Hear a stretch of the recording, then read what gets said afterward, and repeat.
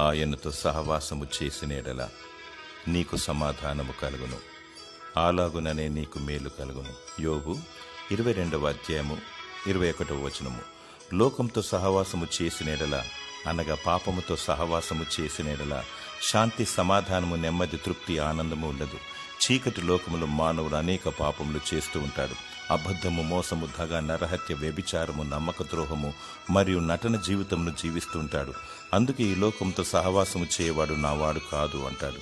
నీకు నిజమైన సహవాసము, నెమ్మది, దీవెన, ఆశీర్వాదాలు కావాలంటే దేవుని చెంతకురా. ఆయన నీకు తన సమాధానమునిస్తాడు, మేలులను దయచేస్తాడు. దేవునికి వేరుగా ఉండి ఏమీ చేయలేము. లోకములో ఉన్నదంతా నేత్రాశ, శరీరాశ, జీవపు డంబము కలవు. పాపమునకు వచ్చు జీతము మరణము, అనగా నిత్య నరకము. లోకంతో స్నేహము చేయకు, పాపము చేయకు.